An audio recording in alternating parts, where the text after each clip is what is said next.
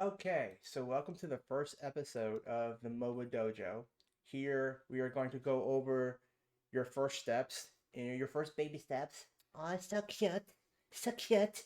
Your first baby steps into understanding what MOBAs are, the terms, the roles, stuff that we talked about in the last video. In this video, we're going to go over roles in some terms, but I decided to make it easier and easier to understand. I decided to give each role its own video. So with that being said, you're gonna get the overall information of the role, who's often played, who it's often played by, and some gameplay. So starting off with your first term, which is ADC. Now ADC is Attack Damage Carry. This often refers to ranged physical attackers like Drongo, Murdoch, Revenant, and Sparrow. Now, it can also be considered like for melee characters, but their term is Bruiser. So for this instruction purpose to make it easier to understand, we're just going to refer to Bruisers and AD carries completely separate. Okay. All right. So the AD carry's job is typically filled by a hero who is a ranged physical attacker.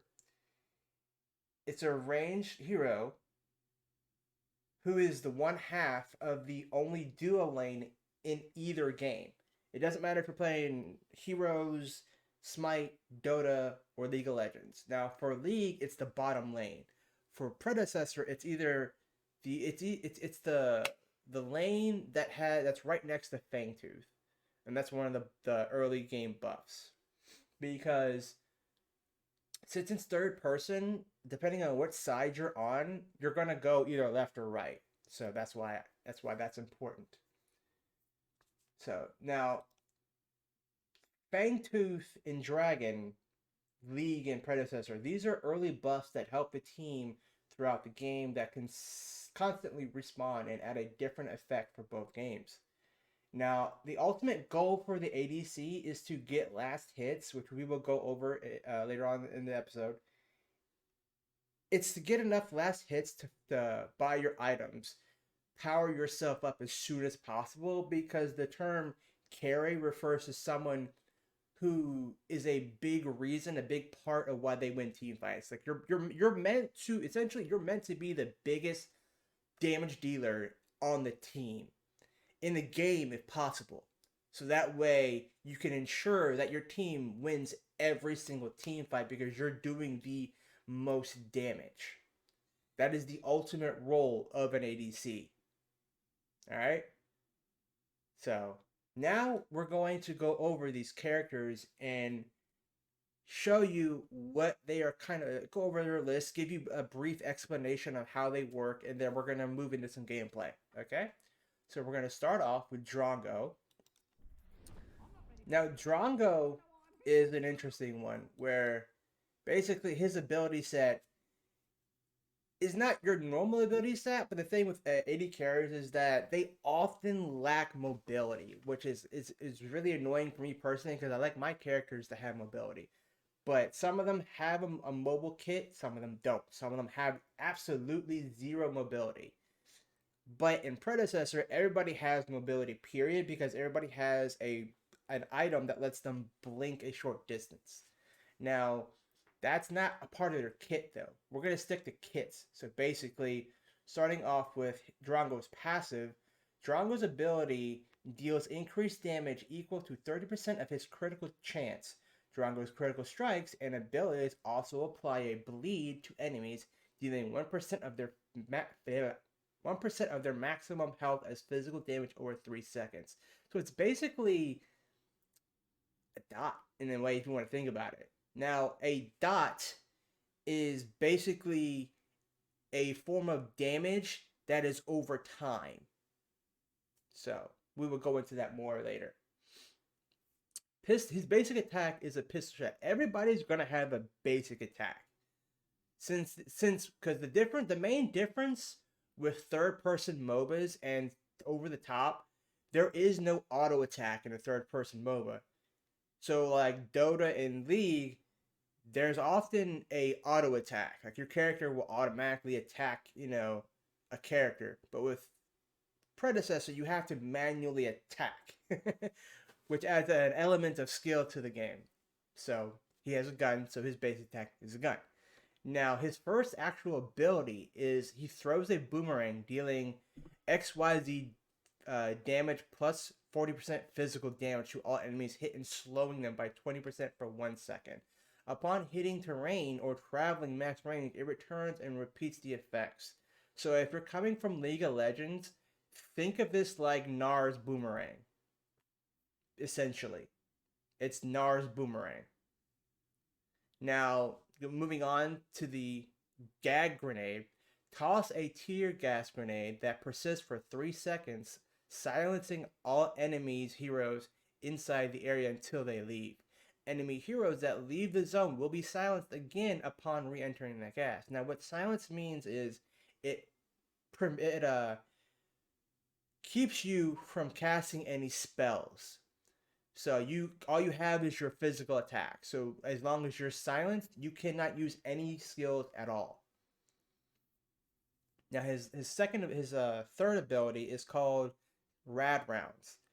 Irradiate Drongo's basic attack for 3 seconds during this window. Shots irradiate enemies for 1.5 seconds, the timer refreshing with each hit. After irradiate expires, the target receives XYZ physical damage for the first stack and XYZ for subsequent stacks. So it is another dot damage, which is a bleed or etc. Now, every character in a MOBA has what they call a ultimate ability. It's something you often don't get to either level 5, 6, 12. It depends on what the level system is in the MOBA.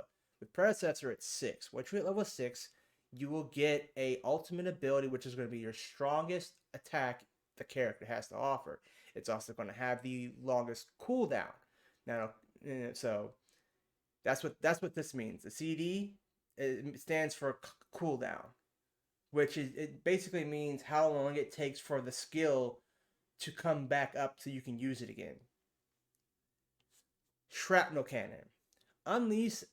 Unleash a bazooka blast dealing XYZ physical damage to all enemies hit and shredding their armor by 35% for 8 seconds. The blast launches Drongo in the opposite direction, becoming briefly CC immune and pushing back any enemies in front of him. Now, what CC means is crowd control. Crowd control is basically something someone does to permit you from moving. So it could be a stun, it could be a root, and a root is essentially a CC. It's where someone keeps you in. That's essentially what a CC is.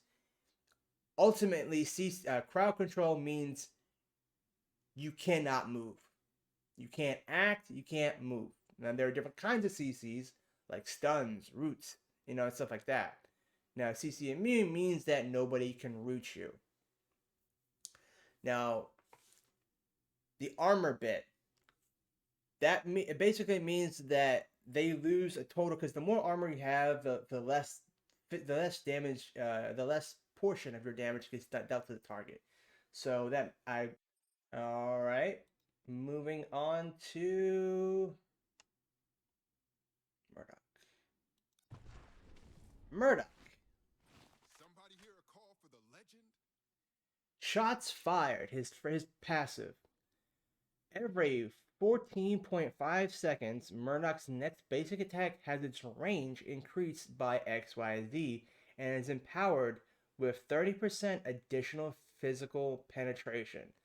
Physical penetration basically means it bypasses the amount of armor a character has to a point. Successful basic attacks reduce the cooldown by 1.5 seconds. We covered cooldown earlier when covering Drongo. His basic attack is the same thing as Drongo. He has a gun. Pew pew, pew pew pew. His first ability is called Buckshot.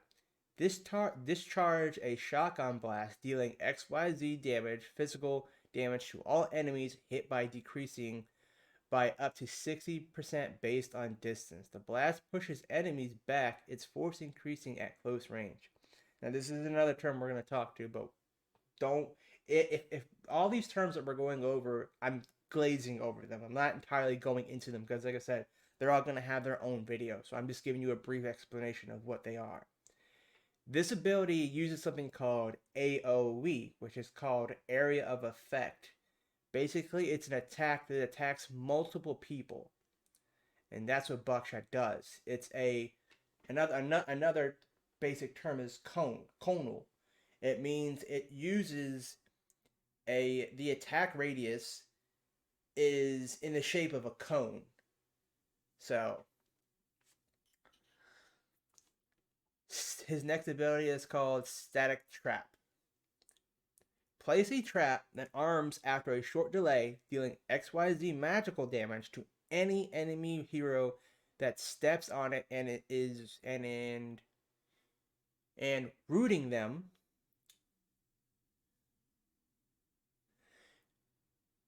His next ability is Static Trap. Place a trap that arms after a short delay, dealing XYZ magical damage to any enemy hero that steps on it, and rooting them for 1.25 seconds. Traps last for 60 seconds, and up to 3 to XYZ may be placed at one time. Now, this is what we talked about earlier, which is rooting. Roots, crowd control, CC. All this does is it makes you not able to move. The next ability is called Stim Pack. Inject a stimulant granting Murdoch XYZ additional current and maximum health, XYZ movement speed, and slow immunity for 5 seconds. Stim Pack activates automatically if Murdoch drops below 30% maximum health. And his ultimate is called the Long Arm of the Law. Murdoch kneels, preparing an energized sniper shot with unlimited range that can travel through anything. Upon firing, it does XYZ physical damage to all enemies in its path, ignoring any physical damage. So basically, this is a skill that is what we call a global ultimate. You can be at your base and shoot to the other team's base. And if you're a god sniper, which I have been known to be sometimes, you can kill someone all the way across from the other side of the map, no matter how much armor they have. If they have, if the damage output exceeds their health, they're dead. And you can even get multiple people. As long as they're lined up, you got them.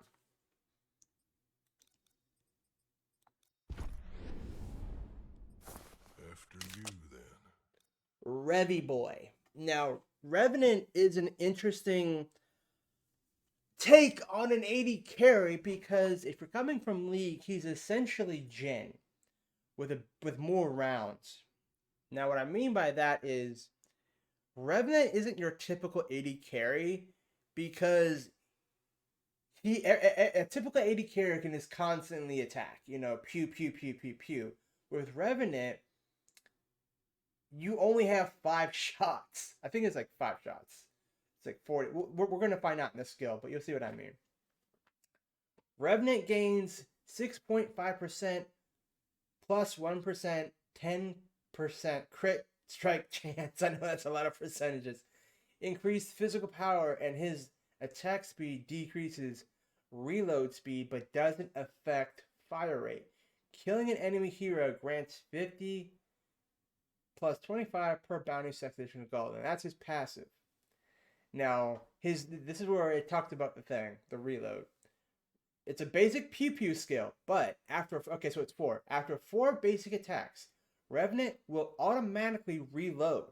The final round will always critically strike. Now, if you're used to playing an FPS and you're used to constantly reloading after every time you fire something, and I know there are a ton of you out there who do that, because I am one of them.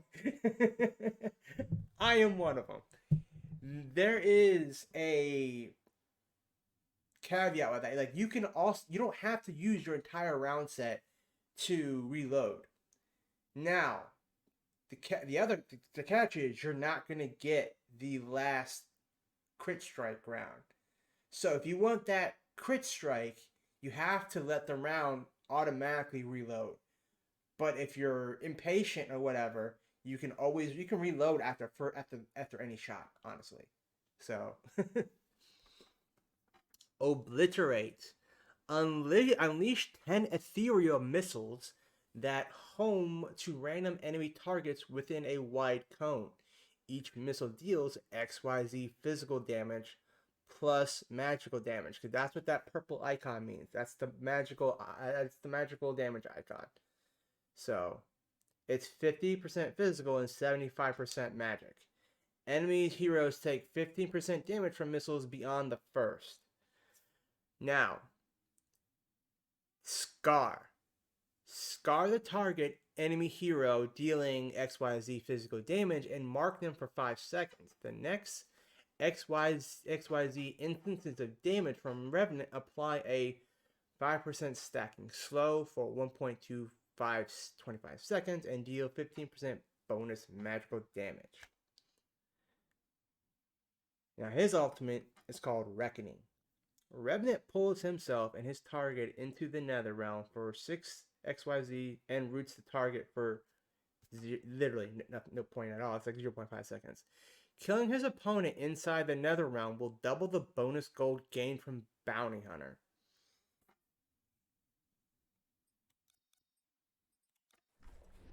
Now, Sparrow is what we call a glass cannon. Now, a glass cannon, and I'm sure you've heard this term before, but if you haven't, a glass cannon means someone who is incredibly squishy. They're incredibly fragile, but the catch is they put out a shit ton of damage. Like, tons of damage if they're built right. So, she is one of the only glass cannons in the game right now. No mobility, just damage. But like I said earlier, every character has mobility with that blink that every character has. So, her passive is Relentless. Sparrow's basic attacks and abilities apply stacks of Relentless to enemy heroes. Her basic attacks against target afflicted by Relentless deal additional XYZ of percentage their maximum health as bonus physical damage on hit per stack. Relentless stacks last for 5 seconds, stacking up to 8 times. Her basic attack is a Pew Pew, and her first shot is Piercing Shot. Charge a terrain piercing arrow reaching 50 to 100% maximum power after 1 second and dealing up to XYZ physical damage to all enemies in its path. Targets afflicted by Relentless receive 10% additional damage per stack. Hails of Arrows. Release a volley of arrows that rain down over 2.5 seconds, dealing XYZ physical damage to all enemies in the area over 5 hits. Enemies struck by Hail of Arrows are slowed by XYZ percent. Heightened Senses. Sparrow focuses her mind, gaining XYZ attack speed for 3 seconds. Landing basic attacks while Heightened Senses is active extends its duration by 0.5 seconds up to a maximum of 6 seconds. Inner Fire. Her ultimate ability. Invoke Sparrow's Blazing Spirit, augmenting her bow shot to release a fan of 3 piercing arrows for 6 seconds. During this time, Sparrow gains 200 attack range, 200 attack range, XYZ physical power, and XYZ movement speed. Side arrows deal XYZ percent of bow shots damage. Now, what that is, that's a conal attack. So it shoots. Her basic attack becomes a chain effect. Well, not a chain effect, but like a volley of sorts, I guess you could say. Trying to think of okay, so if you're coming from League, think of that item that a lot of ranged characters get, where their basic attack shoots out 3 projectiles constantly. That's essentially her ultimate. So, and now for some gameplay. Okay, so now this is what I was talking about. Right? You see the map on the right side? But since we're on this side, my lane is going to be over here.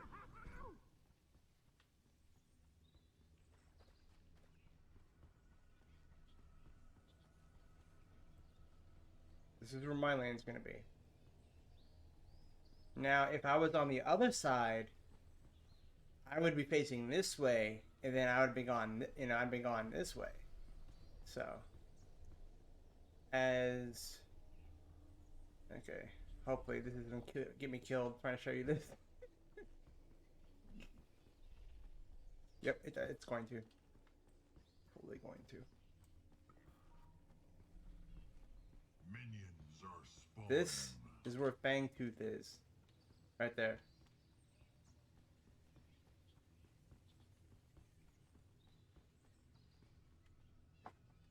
And here we have an instance of toxic player refusing to play their role. This is the whole point of me trying to make this series, to help people do that less. Because 9 times out of 10, they're doing it because they don't understand what their job is. So, now, I'm gonna go into last hitting real quick. So, last hitting is actually pretty easy on Predecessor. The easiest way to tell when you're going to get a last hit is when the minion's health bar turns red. That's an immediate boom. See? That's easy. Easy as pie. Easy as pie.